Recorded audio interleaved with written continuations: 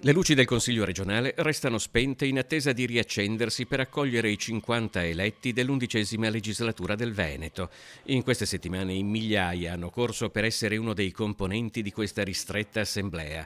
Oggi, tra i pochi che per ora si incontrano tra le sale e i corridoi semivuoti di Palazzo Ferrofini, c'è Luca Spavanetto. Dei 7 consiglieri uscenti di Fratelli d'Italia è stato rieletto solo lui, il capogruppo.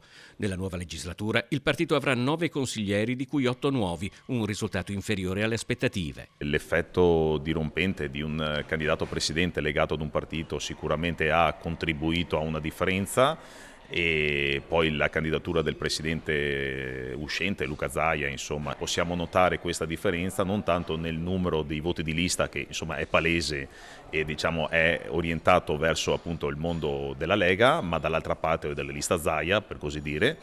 E dall'altra parte invece noi abbiamo ottenuto con i voti di preferenza sul territorio, e quindi diciamo che il grosso che è stato fatto è stato fatto grazie a delle buone liste fatte sul territorio. Spavanetto è anche l'unico sopravvissuto al voto tra i capigruppo dei grandi partiti. In una sala incrocia il capogruppo uscente della Lega, Giuseppe Pan, ex sindaco di Cittadella ed ex assessore regionale. Sto sgombrando l'ennesimo ufficio della mia vita, perché ogni 5 anni io sgombro un ufficio. Io lunedì torno a insegnare perché quello era il mio mestiere.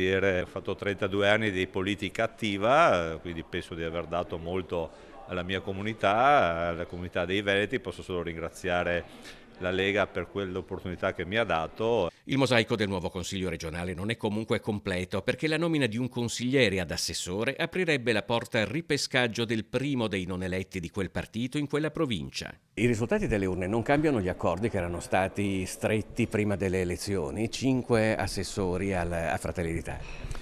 Non ho partecipato alle trattative e non ho voluto nemmeno saperlo, non mi interessa, non mi è mai interessato, perché giustamente c'è un coordinamento regionale, un coordinatore regionale, un partito che gestirà questa fase.